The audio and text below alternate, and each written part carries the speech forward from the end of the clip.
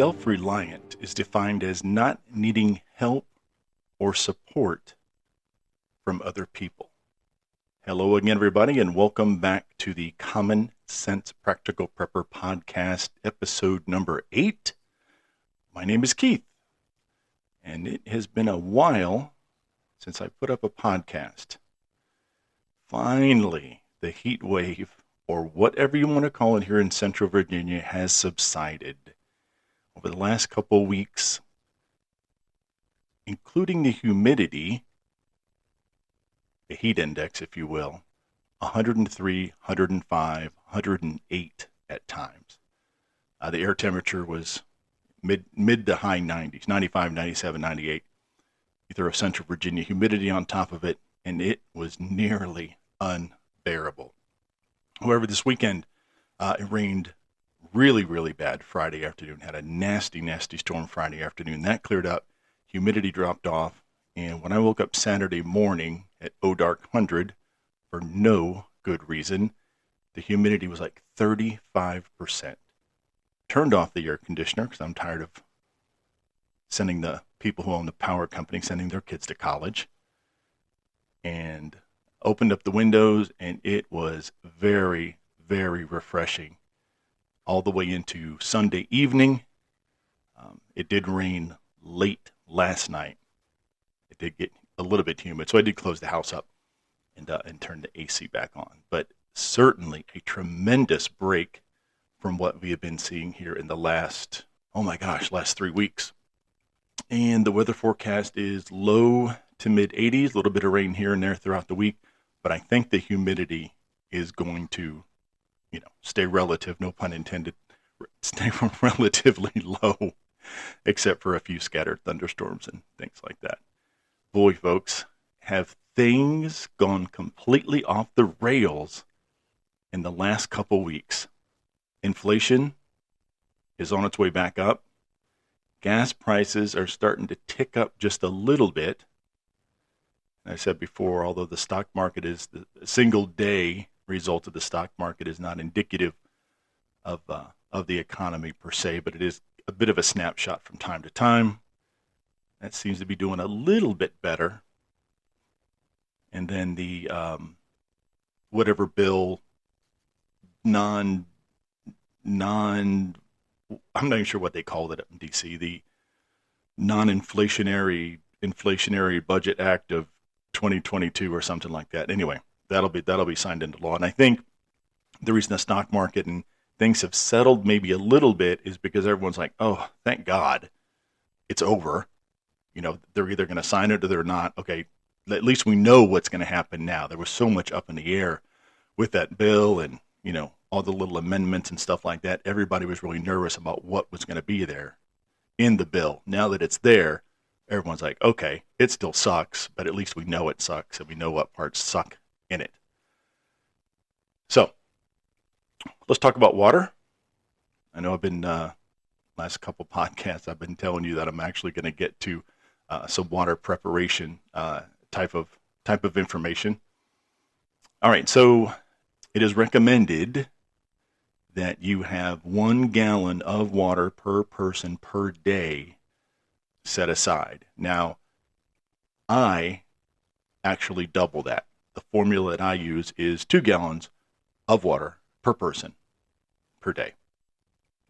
That takes into consideration food preparation, drinking water, a little bit of water to wash your dirty butt off and stuff like that, just to have that in case you need it. Now, if it's really, really hot, you're going to drink more.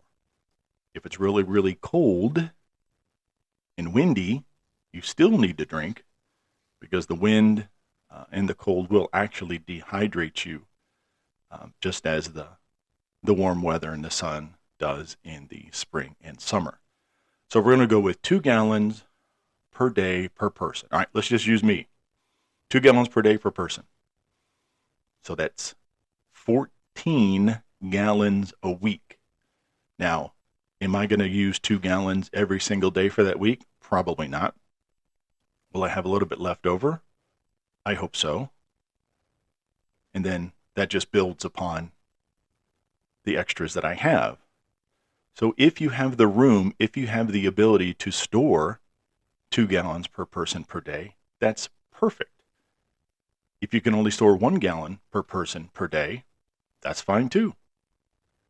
Anywhere between 1 and 2 is an absolute bonus. A half gallon of water, if you think about it, per day, per person over a week, is quite a bit. You always want to store, in my case, you always want to store a little more than you think you're going to need. Do you have pets? So when the poop hits the fan and local drinking water is not available, there's a run on the stores, whatever it happens to be, don't forget your pets.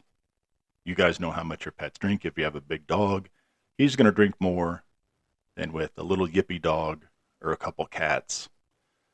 If you have livestock, if you have chicken, you have goats, remember, they're going to need water too. Now, their water doesn't need to be as sanitized or as fresh as yours. We can certainly feed the livestock out of rain barrels. That would certainly work. All right. The easiest thing is just to get a case of bottled water at whatever store you're going to. So we're going to Wally World. So what, $2, $3, whatever it happens to be, you get yourself a case. And it really depends. Sometimes it's 24, 36, 40. Sometimes it's 48 miles. It just really just depends. So you're going to take that and you're going to determine how many gallons is in that particular case of water. So let's say there is, just for kicks, 2 gallons in the case that I buy, just to keep it nice and even. So that one case will last me that day. So now I need 7 of those. Those things are heavy. Now, can you stack those? I think you can stack them. Would I want to stack them more than 3 or 4 high? Probably not. If you have seen or handled a bottle of water, the plastic is super, super thin. Why? Well, it keeps costs down. It decreases the carbon footprint, if you will. So this particular company can say, our bottles use 30% less plastic than they did a week ago. And everyone's like, hooray! I want to buy water from that guy because this company is more environmentally friendly. All right, so those don't stack very well, but if you have room, there's a case per person per day. Now, let's move up to like storage containers. There's things called water bricks, all sorts of, normally they're blue, thick plastic. You can get them at Walmart, Amazon, all your other stores. They have like a little, most of them have like a little white spigot at the bottom. I remember taking them camping. They're just very convenient. Now, you can also go to the grocery store and get, I think it's a gallon and a half version. You can kind of put it in your fridge, and the spigot hangs out over the shelf and you get cold water. I remember taking those camping when I was younger.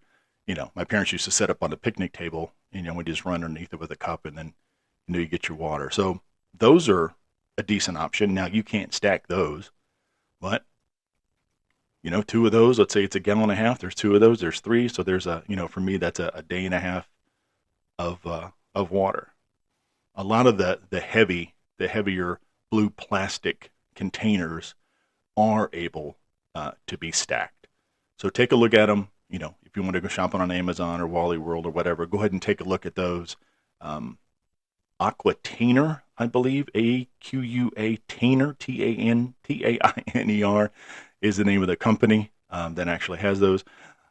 I am not sponsored, nor have they provided any monetary compensation for mentioning their name. However, Aquatainer, if you're listening, and I know you're not, if you are, throw me a bone and throw me a couple of your containers, and I'll do them an honest review.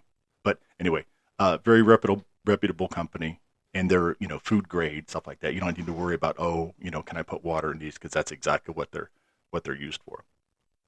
All right, there's this thing that I really wasn't familiar with. It's called a water bob, and you put it in your bathtub. So it's this huge plastic bag, and it basically conforms itself to your bathtub. And I think that's kind of cool. So let's say the hurricane season. We're here in hurricane season here in the eastern seaboard. Here comes a hurricane 3 or 4 days out. You get your old water bag, Bob, and you fill it up. And then I don't even know how big people's bathtubs are. I have absolutely no idea. Couple hundred gallons? I have no idea how much a bathtub stores. But the cool thing about it, it basically just it conforms itself. So you fill it up all the way to the top. Now, all right. So you have all that water. You can't take a bath or a shower, but at least you got the water. And it's kind of a one-use thing. So you know, if you use it, that's great. If you don't, you're going to have to probably cut a hole in it and let it go down the drain. But kind of a neat disposable option to get your water bob bladder bag. And last but not least, we'll talk about 55-gallon barrels, blue barrels. And again, I've talked about those in previous podcasts. So just remember, make sure they're food safe or food grade. You want to get those, and if they're brand new, then you have nothing to worry about. If you pick up a used barrel, you need to make sure of what was in there prior to you purchasing it. Now, I purchased some, 12, $15 a piece. I can't remember, several months ago, 3 or 4 months ago, from a local distillery. And I spoke to the gentleman, went down there, and basically had sugar water in it. So sucrose. They used that in their distilling process. I don't know, wines, beer, bourbon, whatever they have going on. One that I picked up actually was full of Ghirardelli chocolate. And they must use that for one of their whiskeys or something like that. But my goodness, I opened that thing up and Lord, it smelled like chocolate. I actually took the cap off and left it in my garage for a couple days before I cleaned it out, and my garage smelled like chocolate.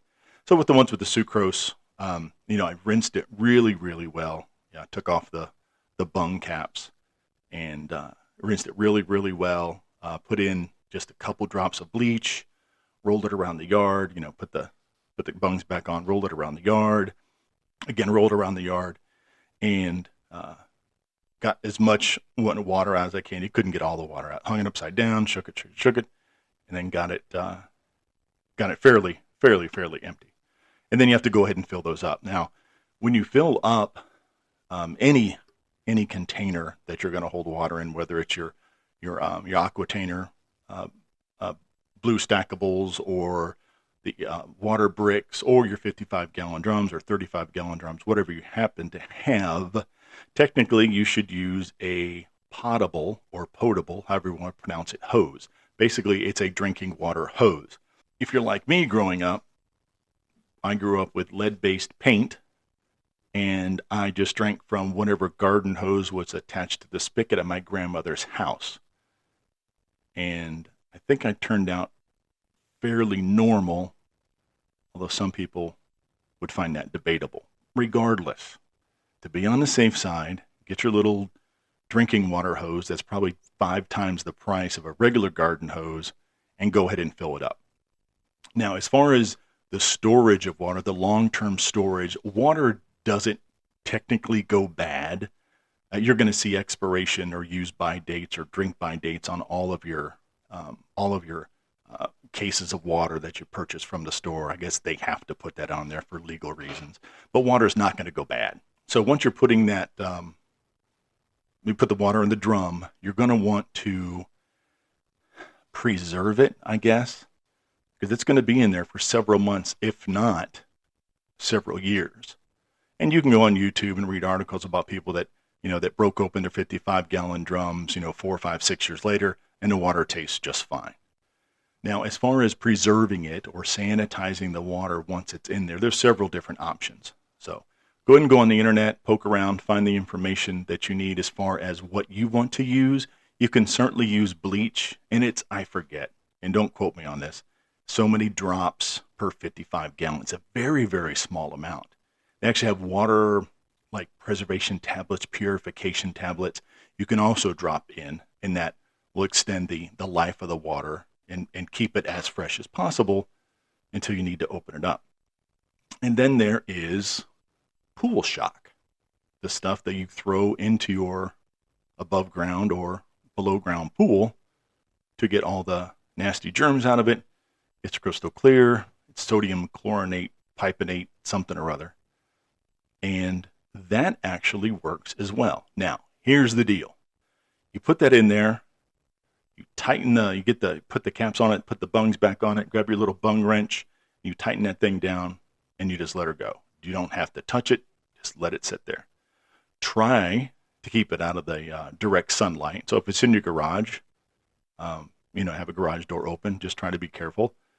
You don't want, heat, cool, that will technically break down the water, and it won't be usable as long as if it was, kept in the dark.